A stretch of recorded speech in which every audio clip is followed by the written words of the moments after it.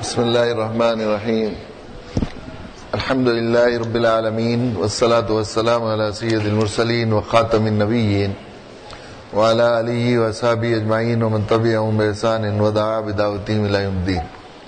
اما بعد فاعوذ باللہ من الشیطان الرجیم. بسم اللہ الرحمن الرحیم. کلوا من طیبات واعملوا صالحا. میرے بزرگوں اور بھائیوں، اللہ کے آخری رسول جناب رسول اللہ صلی اللہ علیہ وسلم کے ایک بہت ہی اہم اور لاڈلے صحابی ہیں حضرت سعد ابن معاذ رضی اللہ تعالیٰ. یہ صحابہ اللہ تعالیٰ نے اپنے نبی کی مصاحبت کے لیے ایک بہت بڑا انعام بنا کر اللہ تعالیٰ نے ان کو چنا تھا. ایسی پیاری جماعت تھی کہ اس سے پیاری جماعت نہ کبھی کسی کو نصیب ہوئی نہ کبھی نصیب ہوگی. وہ ایسے سوالات کرتے تھے، ایسے سوالات اللہ تعالیٰ ان کے دلوں میں ڈالتے تھے، اور ایسے سلیقے سے، ایسے ادب کے ساتھ وہ سوالات کرتے تھے. ان سوالات کے جوابات کو محفوظ کر کے ہم تک پہنچایا کہ ان میں سے کوئی ایک بات ہم مان لیں تو زندگی کا بیڑا پار ہو جائے. حضرت سعد رضی اللہ تعالیٰ نے ایک مرتبہ، ہمارے ہم میں سے ہر ایک کی خواہش ہوتی ہے، اس خواہش کی تکمیل کے لیے اللہ کے نبی سے ایک فرمائش کی، یا نبی اللہ میں چاہتا ہوں کہ میں مستجاب الدعوات بن جاؤں.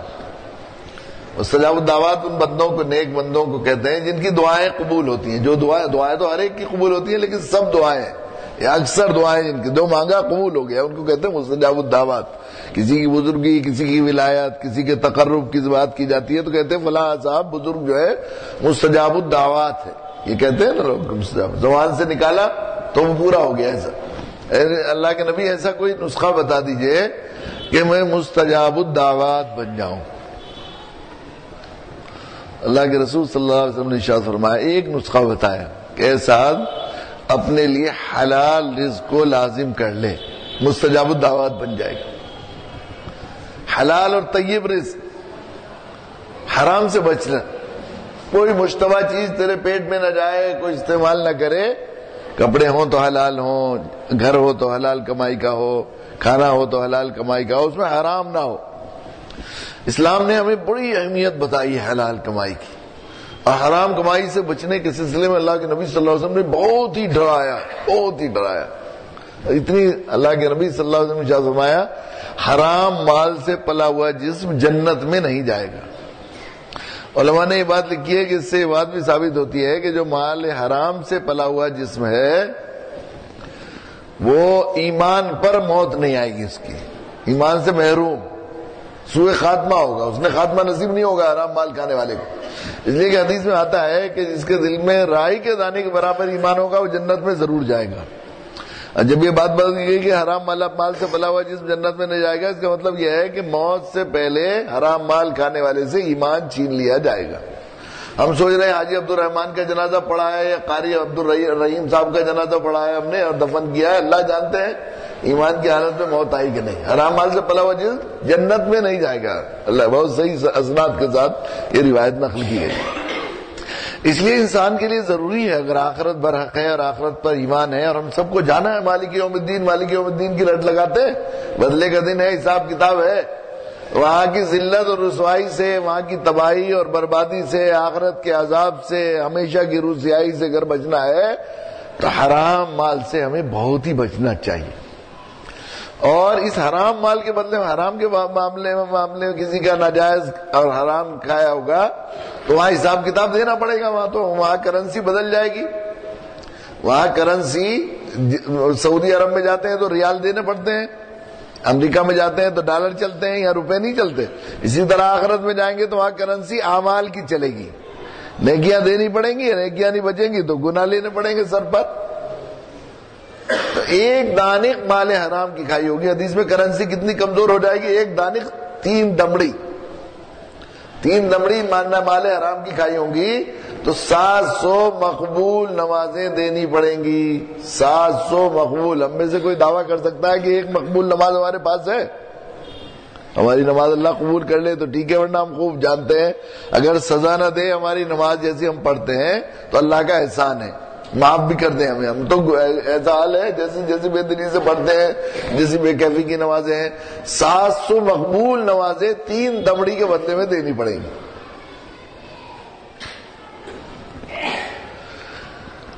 انسان کے لیے انتہائی ضروری ہے کہ حلال مال کی، اور حلال وہ ہے جو شریعت کے ضابطے کے مطابق حلال ہو. جو ہمارے رواج کے مطابق حلال ہو اس کو حلال نہیں کہتے. جو شریعت کے قاعدے اور ضابطے کے مطابق اللہ کے قانون میں جائز ہو اور حلال ہو تو وہ اللہ اس کے رسول کی ترازو میں حلال ہو تب حلال ہے.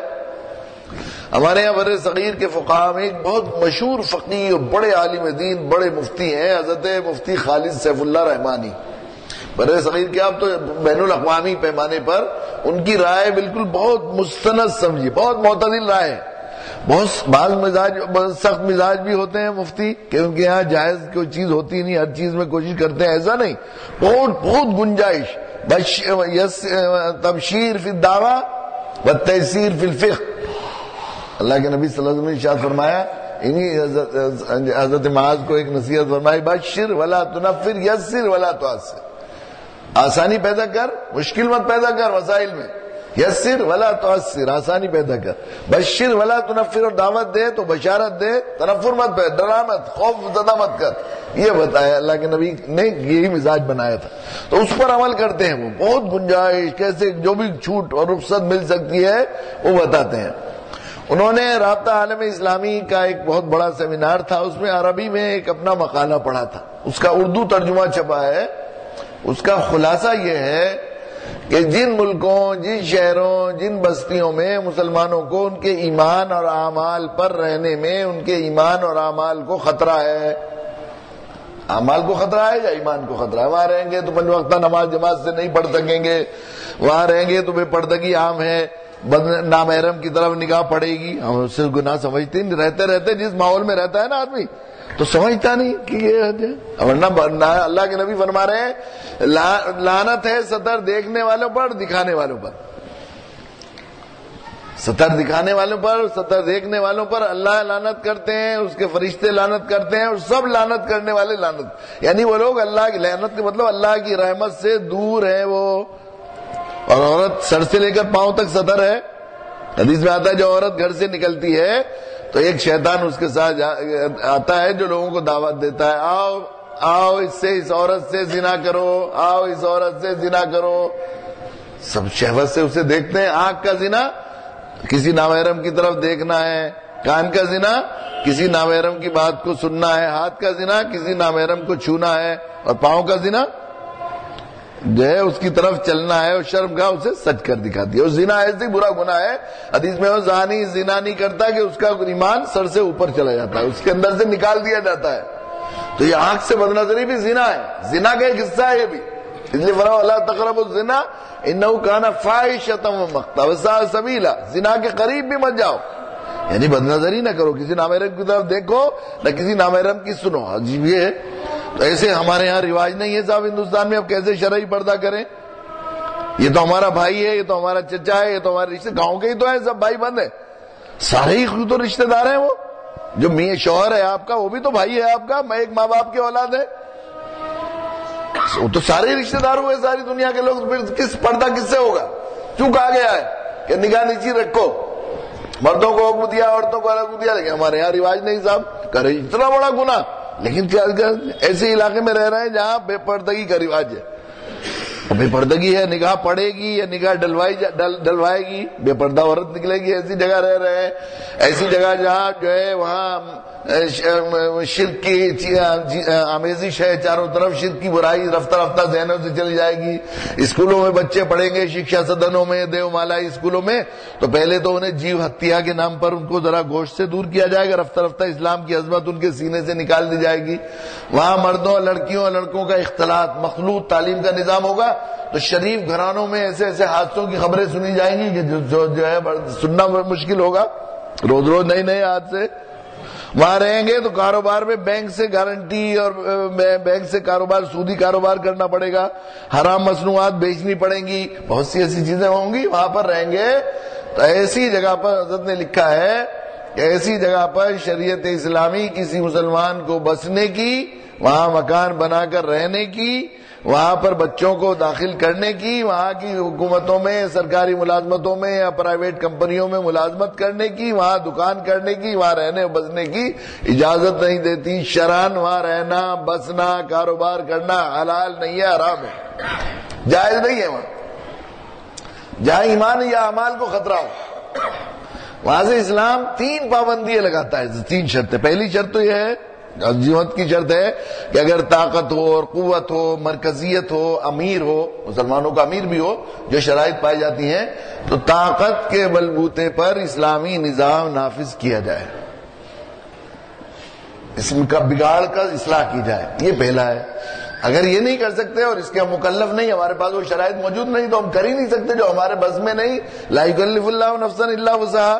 اللہ تعالیٰ کسی نفس کو اس کی وسعت سے زیادہ تکلیف نہیں دیتے، جو ہمارے اختیار میں نہیں اس کا حکم نہیں دیا، اس لیے اس کے ہم مکلف نہیں.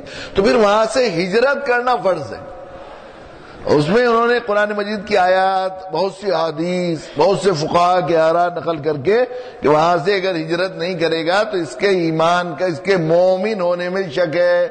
اللہ تعالیٰ میدان محشر میں اس آیت شریفہ کو بھی اس میں ذکر کیا ہے کہ اللہ تعالیٰ میدان محشر میں جب یہ عذر پیش کرے گا، میں اللہ سے بگڑے ہوئے ماحول میں تھا، وہاں میں کیسے پردہ کرواتا، کیسے اسلامی سہولیہ کے ساتھ رہتا اور کیسے سود سے بچتا، تو اللہ تعالیٰ فرمائیں گے الم تکن ارض اللہ واسعہ، کہ اللہ کی زمین وسیع نہیں تھی کہ وہی ایمان اعمال کو خطرے میں ڈالتا رہا اور ہماری نافرمانی کرتا رہا، کیوں نہیں نکل گیا وہاں سے؟ تو یہ حکم ہوگا.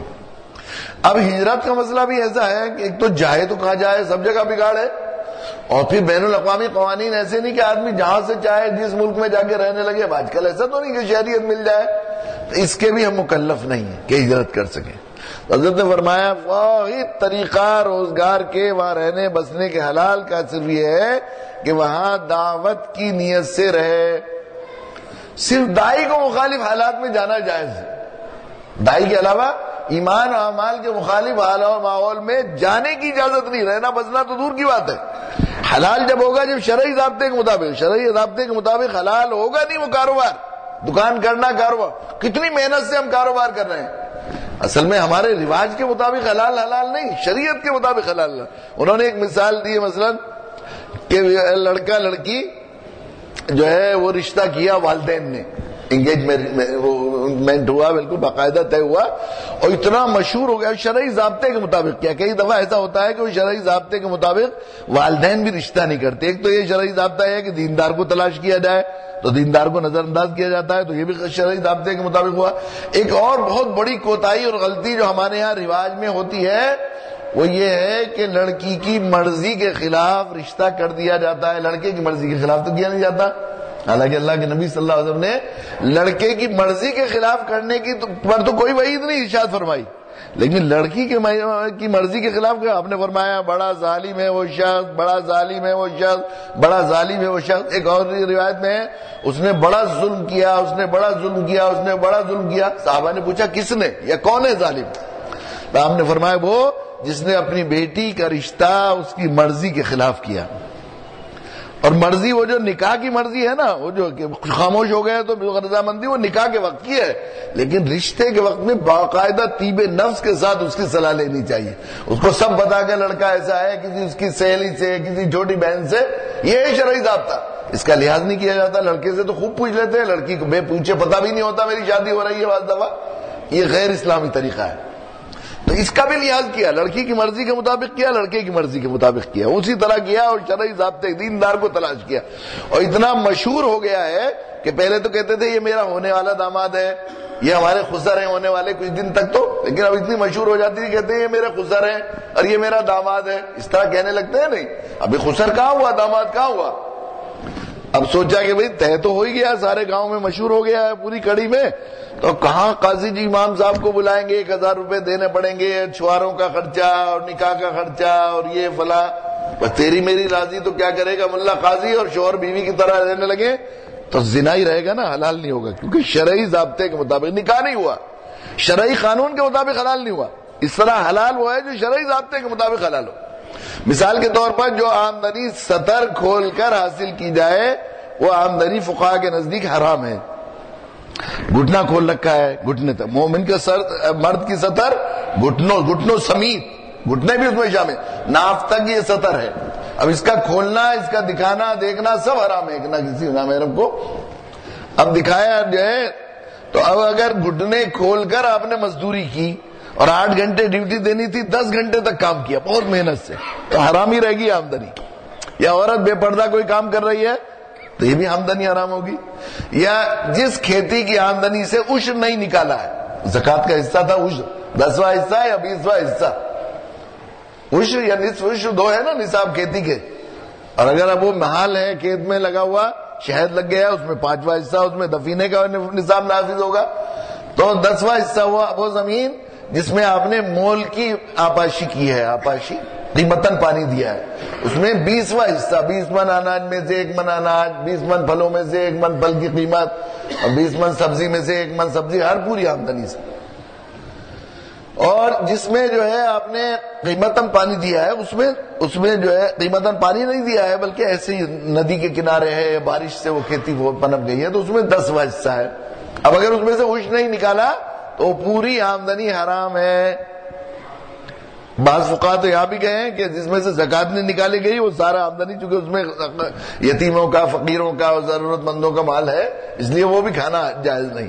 تو حلال ہوگا وہ جو شرعی ضابطے کے مطابق حلال. حلال آمدنی جب ہوگی ایسے مخالف ماحول میں جسے ہم رہ رہے ہیں یہاں پر, صرف ہمارے لیے کاروبار کے جائز حلال ہونے کی شرط یہ ہے کہ ہم دعوت کی نیت سے آ رہے ہیں. مخالف ماحول میں صرف داعی کو اسلام جانے کی اجازت دیتا ہے, اور مخالف ماحول کے شر سے صرف داعی ہی بچ بھی سکتا ہے. کوئی یہ کہے کہ میں اپنے دین کو بڑے سے بڑا شیخ المشائخ, بڑے سے بڑا متقی نیک اور پاڑسا آدمی اس بات کا دعویٰ کرے کہ مجھے اس سے کوئی مطلب نہیں کہ میں گرد و نواح میں کیا ہو رہا ہے, شرک ہو رہا ہے, کفر ہو رہا ہے, گناہ ہو رہا ہے, میں اپنے ایمان اور اعمال کو بچا کر لے جاؤں گا, میں متقی و پرہیزگار پارسائی کے ساتھ زندگی گزار کے چلا جاؤں گا, مجھے اس سے کچھ مطلب نہیں کرتا. تو یہ ممکن نہیں کہ کچھ نہ کچھ شر اس کی زندگی میں داخل نہ ہو جائے, شرک داخل نہ ہو جائے. شرک کے ماحول میں رہ رہا ہے اور شرک کے لیے دعوت نہیں کر رہا ہے تو شرک ضرور داخل ہو جائے گا. مثال کے طور پر سیدہ عائشہ رضی اللہ تعالیٰ عنہا کا ارشاد ہے کہ وہ جب برتن کھانے کے بعد آیا کرتے تھے تو میں نے اپنے آقا کے برتن کو صاف پہچان لیتی تھی. کسی نے پوچھا کیسے, کہ وہ ایسا صاف شفاف آتا تھا, کھانے کو اس طرح صاف فرما دیتے تھے جیسے اس میں کھانا نوشی نہیں فرمایا. اب اس سنت کی اتباع کا عادی تھا تو پلیٹ کو چاٹتا تھا, صاف کرتا تھا. اب کسی ایسے ماحول میں گیا ذرا ماڈرن سا ہے, جہاں پر ذرا بے دینی کا سا ماحول ہے, تو وہاں پلیٹ صاف کرتے ہوئے شرما گیا اور ایسی پلیٹ کھانا تھوڑا بہت لگا ہوا چھوڑ دیا. یہ بھی شرک کا ایک حصہ ہے. اللہ کو راضی کرنے, غیر اللہ کو راضی کرنے کے لیے اللہ کی رضا کا کام, نبی کی سنت چھوڑ دی, یہ بھی تو شرک کا حصہ ہے. اگر دائی نہیں ہوگا تو ضرور بنے گا, مدعو بنے گا ضرور, یہ قاعدہ ہے اللہ کا. دائی نہیں بنے گا تو مدعو بنے گا. تو مخالف ماحول کے شر سے صرف دائی بچ سکتا. تو صرف اگر حلال کاروبار کرنے کی شکل یہ ہے کہ وہاں دعوت کی نیت سے رہے. اب کڑی میں ہم رہ رہے ہیں تو یہاں کیوں آئے ہیں, کیوں رہ رہے ہیں یہاں؟ دعوت کے لیے, اللہ کے بندوں کو کفر و شرک سے بچانے کے لیے, ان تک اسلام کی دعوت دینے کے لیے ہم رہ رہے ہیں. اللہ جانتے ہیں نیتوں کو. نیت پہ ہوگا مسئلہ. اب نیت صحیح ہو کہ دعوت کے لیے رہے. اب دعوت کے لیے رہ رہے ہیں یہاں, اب یہاں مسلسل کرائے پر تو رہ نہیں سکتے بھائی. اب ایک مکان بنا لیجئے, مکان بنانا ہے تو اس کے لیے پیسے چاہیے, تو کوئی روزگار کر لیجئے. اب روزگار کر رہے ہیں اور ہم بھی یہاں رہ رہے ہیں تو بچوں کو تو کہیں دور نہیں رکھ سکتے, تو بچوں کو بلا کے رکھ لیجئے. پھر یہاں رہ رہے ہیں, ان کو بھی دائی بنانا ہے, لوگوں کی آنکھوں میں آ کے ڈال کر وہ دعوت دیں, تو آپ کالج میں پڑھائیے, اسکول میں پڑھائیے, اس کو سب چیزیں جائز ہوتی چلی جائیں گی. لیکن شرط یہ ہو کہ دعوت کی ضرورت بنا کر باقی کاروبار روزگار کو کیا جائے. یہ اہم ترین مسئلہ ہے. اس کو نہ ظاہر ہے کہ اور مال حرام, کلوا من طیبہ, قرآن نے کہا وَاعْمَلُوا صَالِحًا. مفسرین نے کہا ہے کہ عمل صالح اور اکل حلال لازم و ملزوم ہے. اگر حلال حرام کھائے گا تو عمل صالح وجود میں نہیں آ سکتے. طیبات کے ساتھ ہے عمل صالح کا. اگر حرام مال کھائے گا تو ہمیشہ اسے شر کی طرف اور عمل طالح کی طرف, برے اعمال کی طرف وہ جو ہے وہ راغب کریں گے.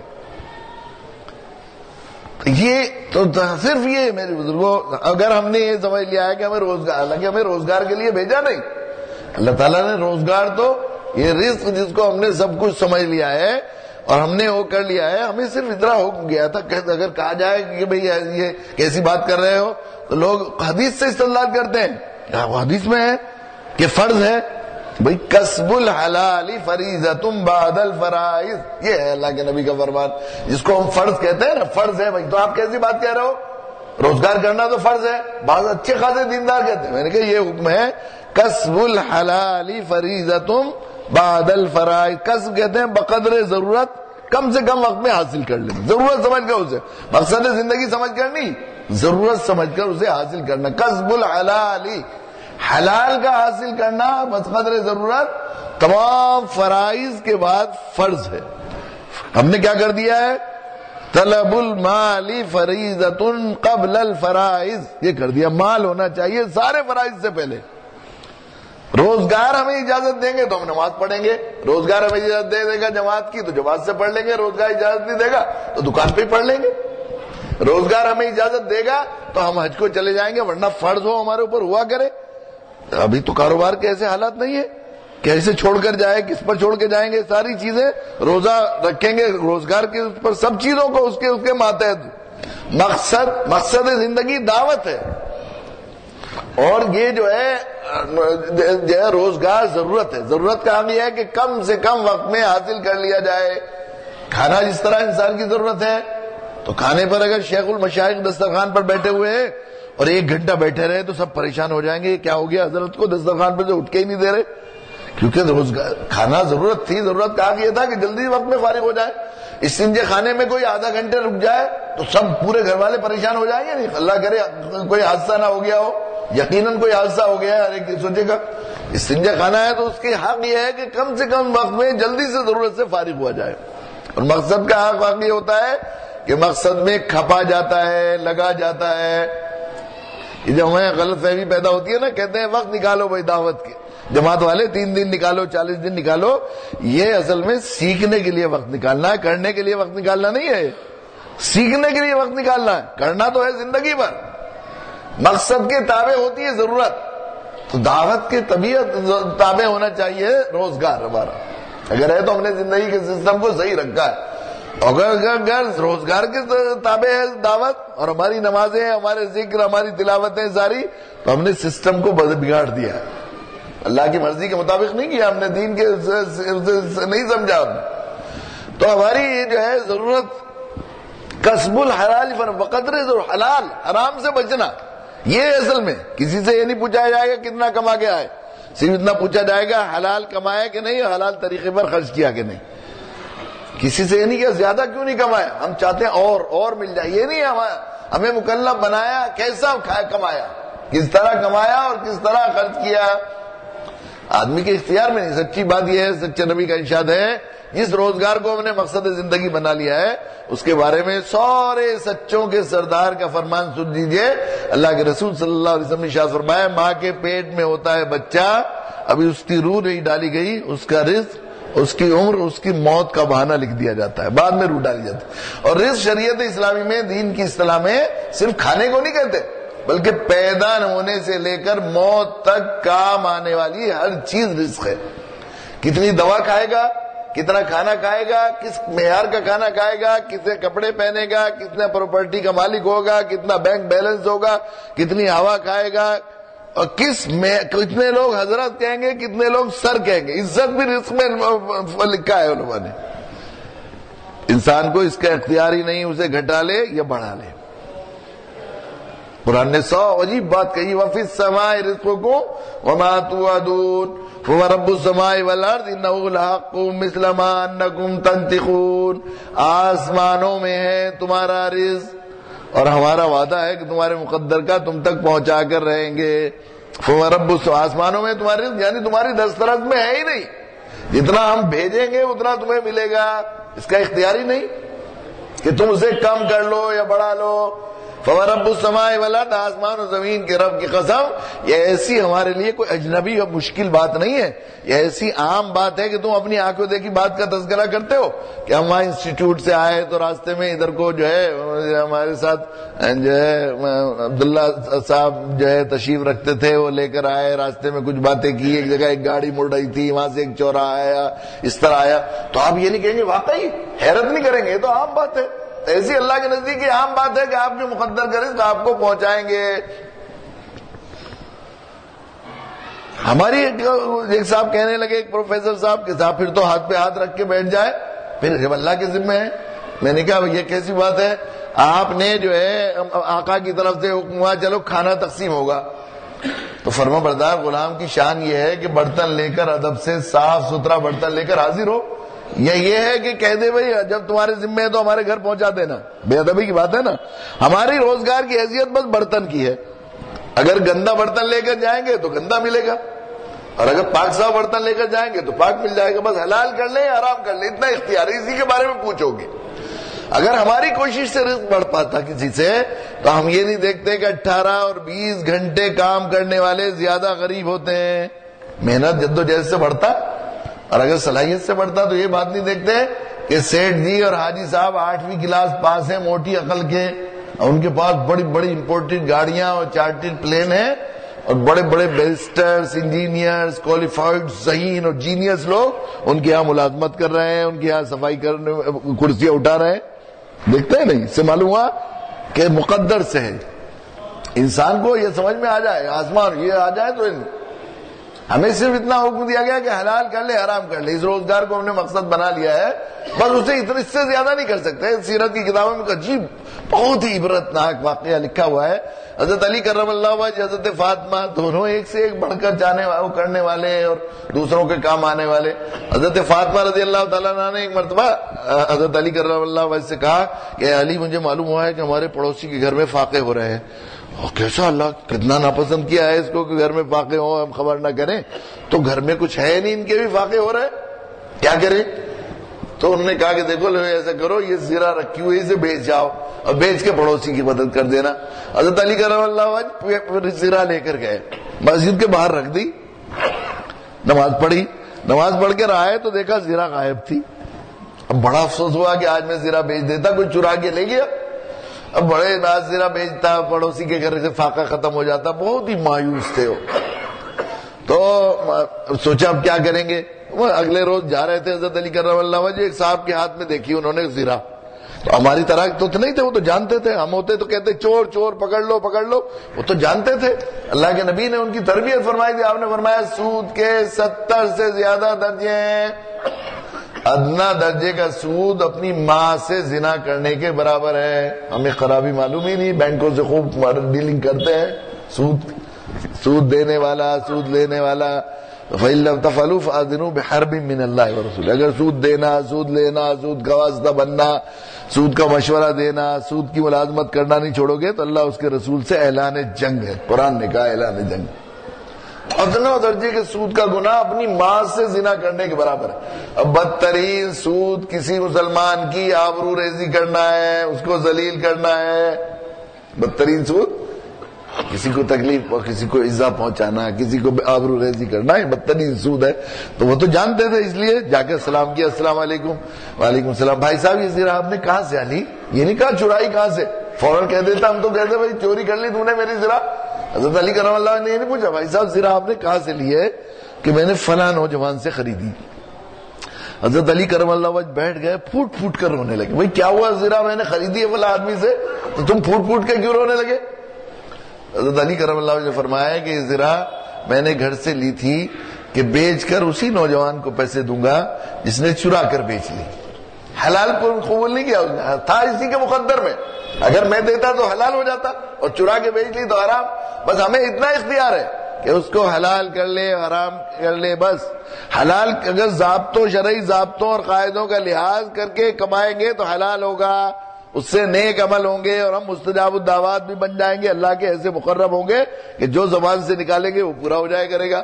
اگر شرعی ضابطے کی خلاف ورزی کی تو حرام ہو جائے گا، اور حرام ہوگا تو نہ ہماری دعائیں قبول ہوگی. حدیث میں آتا بھی آپ نے سنا ہے، فضائل اعمال میں شیخ نے لکھا ہے کہ وہ ایک جماعت تھی وہاں جو ہے مدینہ منورہ میں، جو بھی حاکم ظلم کرتا تھا اس کے لیے بد دعا کرتی تھی، ہلاک ہو جاتی تھی.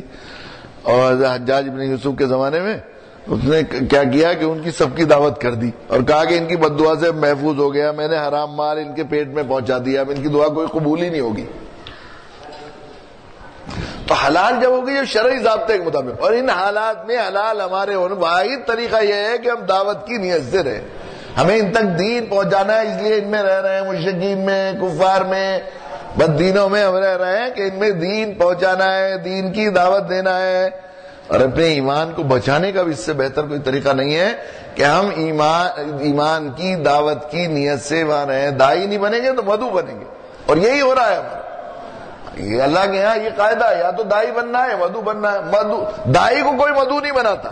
کہیں بھنڈارا چل رہا ہو، کھانا ہو رہا ہو، اور آپ ایک بالٹی میں پانی لے کر پلانا شروع کر دیں تو کوئی آپ کو کھانے کو نہیں کہے گا۔ تصور کیجئے، کہے گا کوئی پانی کو؟ یہ تو خود پانی پلا رہا ہے، کھانے کو بھی نہیں کہے گا۔ دائی کو مدعو نہیں بنایا جاتا، صرف دائی بچتا ہے مدعو بننے سے۔ دائی نہیں بنیں گے تو مدعو بنیں گے۔ چنانچہ صورت حال یہی ہے کہ ہم ان کو دینے والے بننے کے بجائے ہم لینے والے بن رہے ہیں۔ ہمیں سخی بنایا تھا اللہ تعالیٰ نے، دائی بنا کر ہم فقیر بن گئے۔ اس کی وجہ سے ایک تو یہ ہے کہ ہم سب چیزیں ان سے لے کر اپنے گھر کی جو مایا ہے اسلام سے محروم ہوتے جا رہے ہیں۔ دوسرے، دینے والے کو عزت ہوتی ہے اور لینے والے کو ذلت ہوتی ہے۔ فقیر کو تو، نیچے والے کو تو ذلت یوں آتا ہوگا تو ہمیشہ اسے ذلت ہی اختیار کرنی پڑے گی۔ چنانچہ ہم ذلیل بھی ہو رہے ہیں اور مدعو بھی بنے جا رہے ہیں بلا شبہ۔ اگر ہم دائی نہیں بنیں گے، اللہ انہیں مدعو بنا۔ ہمیں قرآن یا اس دین کو ان تک پہنچانا تھا، ہم نے پہنچایا نہیں تو وہ ہمیں پہنچا رہے ہیں۔ عجیب بات ہے، کیسے عجیب، ہمارے ذمہ تھا اس قرآن کو، اس دین کو ان تک پہنچانا، قرآن کی خیر سے ان کو روشناس کرانا۔ وہ نہیں کر رہے تو اب گھر واپسی اور کیا کیا تحریکیں چل رہی ہیں ایسی، چلو بھائی واپس، وہ مذہب ہے تمہارا باپ دادوں کا۔ ہمیں بتا رہا تھا باپ دادوں کا مذہب کون سا ہے؟ حضرت آدم علیہ السلام کا، حضرت ابراہیم کا مذہب اسلام ہے، توحید ہے۔ ہمیں بتانا چاہیے تھا، وہ کر رہے۔ حضرت مولانا مستانوی صاحب کا کام ہے بستان۔ ایک مرتبہ سن 92-93 میں ہم لوگوں کا سفر ہو رہا تھا تو ان کے بھائی ہیں چچزاد بھائی مولانا عبداللہ، وہ بھلا تشریف لائے کہ تم ادھر آتے ہو، ہمارے گاؤں آتے نہیں، اب کیا آنا ہے، میں نے وعدہ کر لیا۔ تو ان کے مولانا عبداللہ مولانا کے چچا ہیں، وہ تبلیغی جماعت کے بڑے ذمہ دار بزرگوں میں ہیں، وہاں کے بیرون میں بہت وقت لگاتے ہیں، علاقے کے ذمہ دار ہیں۔ تو ہمیں سوچا چلیے وہاں جائیں گے، مولانا ان سے بھی ملیں گے، پرانے بزرگوں میں ہیں، تبلیغی جماعت کے ذمہ داروں میں ہیں، چلتے ہیں۔ ہم لوگ گئے تو وہاں جب گئے اور میں نے کچھ غیر مسلموں میں دعوت کے عنوان سے کچھ بات کہنی شروع کی تو کہنے لگے ایک ہفتے سے بالکل جھنجھوڑ دیا ہے مجھے، اتنا برا حال ہے، بیان کرنا مشکل ہے۔ کیا بات ہے کہ بمبے سے ایک پانڈے تحریک چل رہی ہے، وہ کیا کرتے ہیں، تبلیغی جماعت کے اندازی پر جماعتیں لے کر نکلتے ہیں، جگہ جگہ آشرم مرکز بناتے ہیں اور پھر وہ توحید کی دعوت دیتے ہیں۔ ایک اللہ کو مانو تو ایک ہو جاؤ گے، یہ ان کا وہ ہے، یہ مختلف ہے۔ تو یہاں مولانا غلام محمد صاحب کی وجہ سے قریب میں ایک آشرم بنایا ہے انہوں نے، وہ پانڈے کہلاتا ہے، جو ان کا مبلغ ہے پانڈے۔ وہ آیا میرے پاس اور آ کر کہا کہ میں آپ سے وقت لینا چاہتا ہوں، تھوڑا سا بات کرنی ہے۔ کہ نہیں بیٹھ جائیے، کہ نہیں میں اپنے مطلب کے لیے آیا ہوں تو وقت لے کر بات کرنی چاہیے۔ ہمیں معلوم نہیں اپنے گھر کی مایا کا دعوت دینے کی وجہ سے جب اپائنٹمنٹ لے کر کسی سے کوئی بات کرنی ہو تو کہتے ہیں ہم انگریزی طریقہ سمجھتے ہیں اسے، حالانکہ قرآن نے کہا تدخلوا بیوتا حتی تستانسوا، کسی کے گھر مت جاؤ جب تک کہ اسے اجازت نہ لے لو۔ حضرت تھانوی نور اللہ مرقدہ نے لکھا ہے کہ ہمارے یہاں مشہور ہے آمدن بارادت رفتن باجازت، اپنے ارادے سے آئے اجازت جائے، یہ غیر اسلامی ہے۔ آمدن باجازت رفتن بارادت، اجازت لے کر آئے۔ ہم جس کے یہاں جا رہے ہیں اس کے اپنی فرصت کا تو خیال کرتے ہیں، اس کی فرصت کا خیال نہیں کرتا، چاہے وہ شیخ ہو مشائخ ہو۔ پیر صاحب کی تعریف کرتے تھے، ہمارے پیر صاحب ایسے ہیں، ڈبل پیسہ ہیں، فلاں ہیں، ملنے کے لیے چلے گئے باولے گاؤں کی طرح، جیسے اونٹ چلا جاتا ہے۔ یہ خیال بھی نہیں کیا پہلے حضرت سے اجازت لینی چاہیے، جا کر پوچھنا چاہیے، وقت ہے نہیں ہے۔ وہاں گئے تو ان کا بیٹا میرے پاس موقع نہیں ہے، آج میں ضرورت ہے، پھر ایک ہفتے بعد آنا۔ تو ساری پیری گئی، صاحب یہ کوئی اخلاق ہے؟ ہم تو گئے تھے اتنے پیسے خرچ کر کے، ملے بھی نہیں ہیں، فلاں بھی نہیں ملے، پھر یہ کہتے پھرتے ہیں۔ قرآن کہتا ہے وَإِن قِيلَ لَكُمُ ارْجِعُوا فَارْجِعُوا ذَلِكَ أَزْكَىٰ لَكُمْ، اگر تم گئے اور اس نے کہا کہ میرا موقع نہیں، لوٹ جاؤ، تو لوٹ جاؤ، یہ تمہیں باطن اور ظاہر کو تمہارے پاک کر دے گا لوٹنا۔ لیکن ہم اپائنٹمنٹ لے کر کہاں جاتے ہیں؟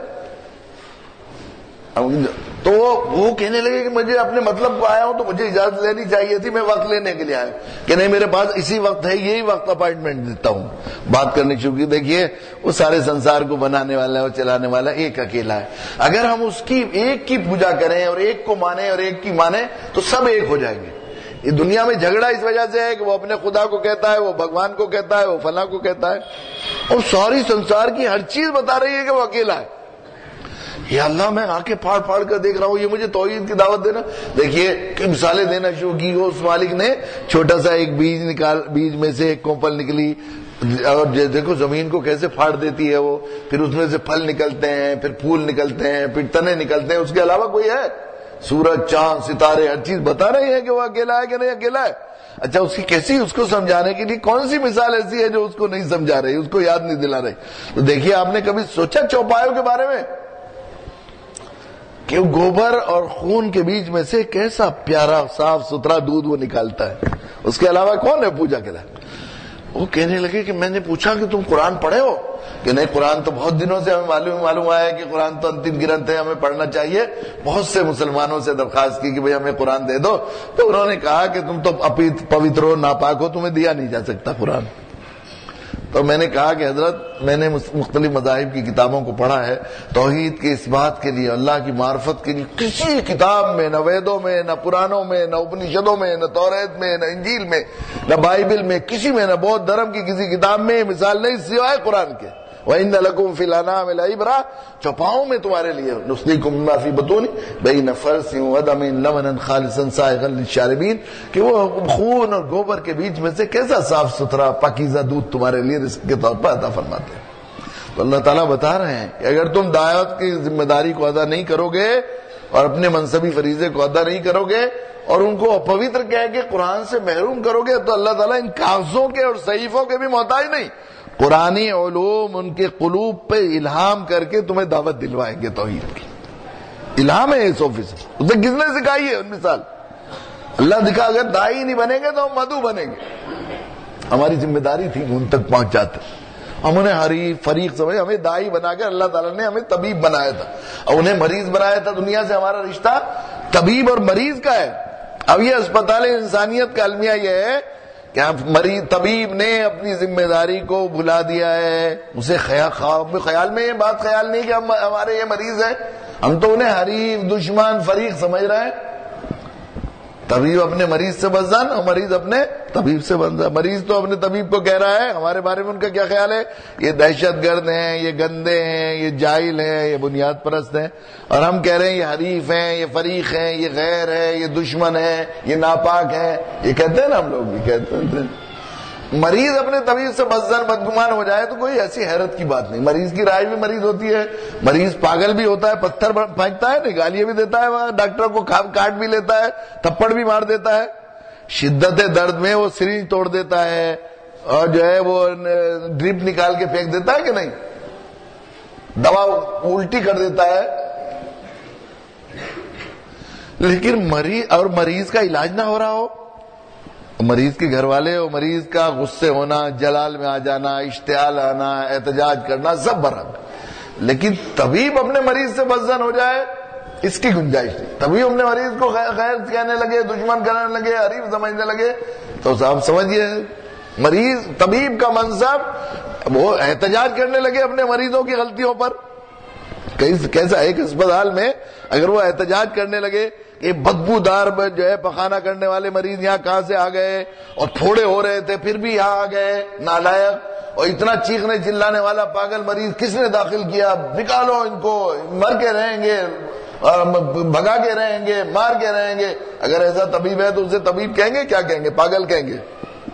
ایسا طبیب بنائے جانے کے لائق ہے؟ ہمارا منصب ہے علاج، احتجاج ہمارا منصب نہیں ہے. جو کچھ ہو رہا ہے میرے دوستو، جو مرض کے پیچھے کیا ہے، ہم نے اپنی ذمہ داری ادا نہیں کی. ہمارے ایک ساتھی ہیں بھائی عامر نام ہے ان کا، وہ بابری مسجد کو شہید کرنے میں سب سے پہلے کدال چلایا تھا انہوں نے. سب سے پہلے 30 اکتوبر میں بھی گئے تھے، ان کے گولی لگی تھی. انہوں نے نظر مانی تھی کہ میں جو ہے ملائم سنگھ کو اپنے ہاتھ سے گولی ماروں گا کہ رام بھکتوں کے گاؤں کے دیش میں ان پر گولی چلا رہا ہے. نظر مانی تھی کہ اس گولی چلا. کدال لیٹے لے کر آئے اور شیو سینا کے یوتھ ونگ کے ذمہ دار تھے پانی پت کے، بلبیر نام تھا ان کا. 3 دن تک چیختے رہے مندروں میں. ایک مندر میں رکھا ایک دن اینٹ کو، پھر دوسرے مندر میں ظالمانہ ڈھانچے کی اینٹیں لے کر آئے ہیں. ہندو بھائی دھارمک کرتویہ سمجھ کر موت دان کریں.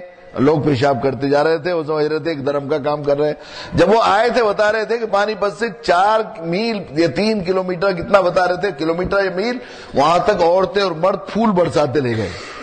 اور پھر ایک بڑا فنکشن کیا گیا، رام جی کی ایک تصویر رکھی گئی اور ایک یہ دوسرے دیوتا ہمارے بلبیر جی ہوئے ہیں جنہوں نے کارنامہ انجام دیا.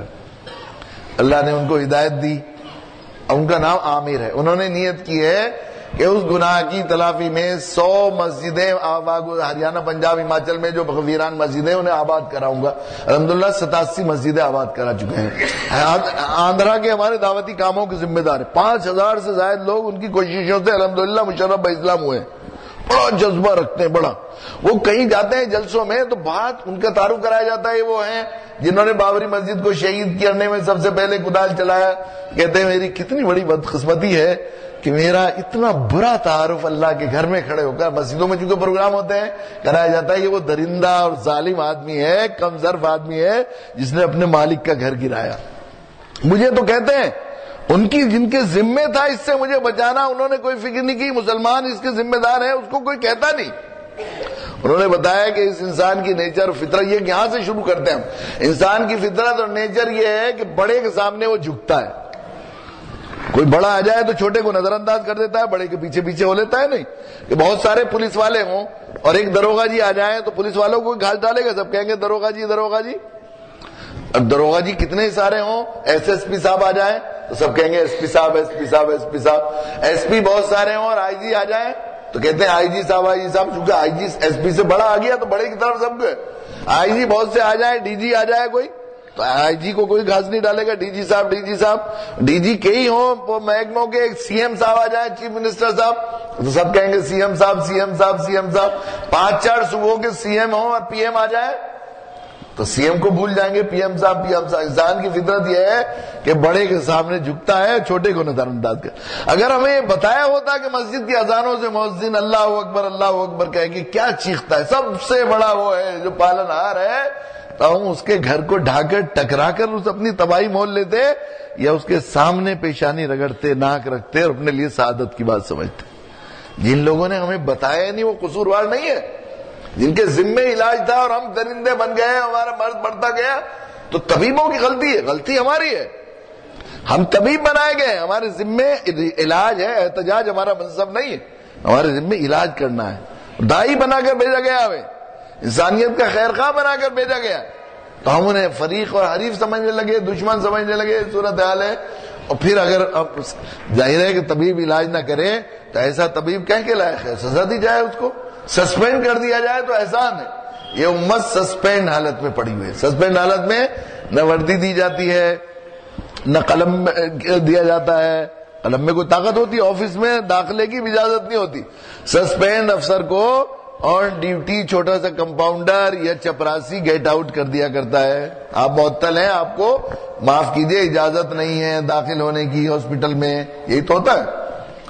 اور سسپینڈ تو رہتا نہیں ہمیشہ, کچھ دن تک دیکھا جاتا ہے, چاہے توبہ کر لے. اگر توبہ ہم نے نہیں کی, اپنی ذمہ داری کو ادا نہیں کیا, تو قرآن مجید میں 6 جگہ وارننگ ہے. وَإِن تَتَوَلَّوْا يَسْتَبْدِلْ قَوْمًا غَيْرَكُمْ ثُمَّ لَا يَكُونُوا أَمْثَالَكُمْ. تم اگر نہیں مانو گے, اپنی ذمہ داری کو ادا نہیں کرو گے, جس کام کے لیے تمہیں برپا کیا گیا ہے اس کو نہیں پہچانو گے, تو ظاہر ہے کہ پھر تمہاری جگہ دوسری قوموں کو لا کر کھڑا کریں گے جو تمہاری طرح نہیں ہوں گی. اپنے دین کو اللہ کو پھیلانا ہے. ہر کچے ہر بکے گھر کے اندر اسلام داخل ہونا ہے.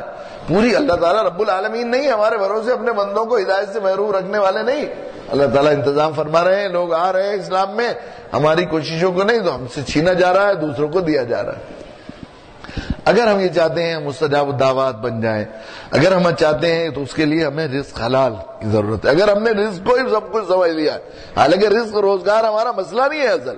نحن نرزق, اللہ نے وعدہ کیا ہے, وما من دابۃ الا علی اللہ رزقها. اللہ نے زمین میں رہنے والی کوئی چیز ایسی نہیں جس کا رزق اپنے ذمے نہ لیا ہو. اللہ کے ذمے ہے رزق, اللہ کے ذمے ہے. لیکن اگر ہم نے رزق کو ہی اپنا مسئلہ بنا لیا ہے تو رزق حلال ہونا چاہیے, طیب ہونا چاہیے, پاکیزہ ہونا چاہیے. اور پاکیزہ ہونے کی واحد شکل یہ ہے کہ ہم لوگ اپنی نیتوں کو صحیح کر کے دعوت کی نیت سے رہیں, اور دعوت کی ضرورت سمجھ کر روزگار. دعوت کے ماتحت ہو ہمارا روزگار, جبھی تو ہوگا ضرورت سمجھ کر, تب ہمارے لیے حلال ہوگا. اللہ مجھے بھی آپ کو بھی اس کی توفیق نصیب فرمائے اور سمجھ نصیب فرمائے. وآخر دعوانا الحمدللہ رب العالمین. دعا کریں. اللهم لك الحمد حمدا كثيرا طيبا مباركا فيه. اللهم صل على محمد وعلى ال محمد كما صليت على ابراهيم وعلى ال ابراهيم في العالمين انك حميد مجيد. ربنا ظلمنا أنفسنا وإن لم تغفر لنا وترحمنا لنكونن من الخاسرين ربنا اغفر لنا ولإخواننا الذين سبقونا بالإيمان ولا تجعل في قلوبنا غلا للذين آمنوا ربنا إنك رؤوف رحيم اللهم أرنا الحق حقا وارزقنا اتباعه وأرنا الباطل باطلا وارزقنا اجتنابه اللهم اهدنا الصراط المستقيم اللهم اهدنا واهد بنا الصراط المستقيم صراط الذين أنعمت عليهم غير المغضوب عليهم ولا الضالين اللهم حبب إلينا الإيمان وزينه في قلوبنا وكره إلينا الكفر والفسوق والعصيان وجعلنا من الراشدين یا اللہ ہمارے گناہوں کو معاف فرما دیے خطاؤں سے درگزر فرما دیے کریم آقا آپ نے کیسا احسان فرما کر ہمیں خیر امت کا فرد بنایا اور اپنے نبی کی ختم نبوت کا اعلان فرما کر ہمیں اس نیابت رسالت کے لیے عظیم منصب داعیانہ عطا فرما کر ہمیشہ کے لیے ہمیں سقی معلم استاد اور طبیب بنا کر دنیا انسانیت کو ہمارا مریض ہمارا متعلم شاگرد بنا کر ہمارے لیے ہمیشہ قیامت تک عزت کا غلبے کا اولیاء کریم استحکام کا انتظام فرمایا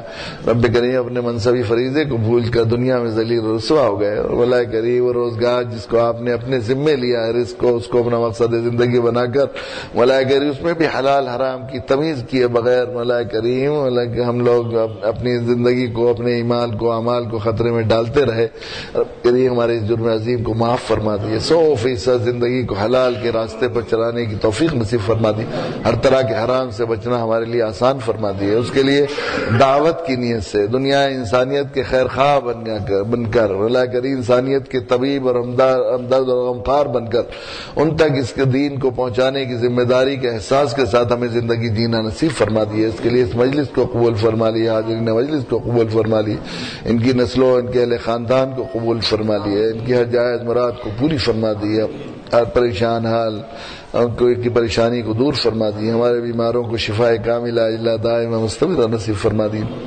بے اولادوں کو نئی سال اولاد نصیب فرما دی جن لوگوں نے دعاؤں کے لیے کہا ہے یا لکھا ہے ان کا ہمارے اوپر حق ہے ہمارے ان کے تمام جائز مقاصد میں خیر و برکت نصیب فرما دی ہمارے دعاؤں کو اپنے فضل و کرم سے قبول فرما لی سبحان ربک رب العزت عما یصفون وسلام علی المرسلین الحمد للہ رب العالمین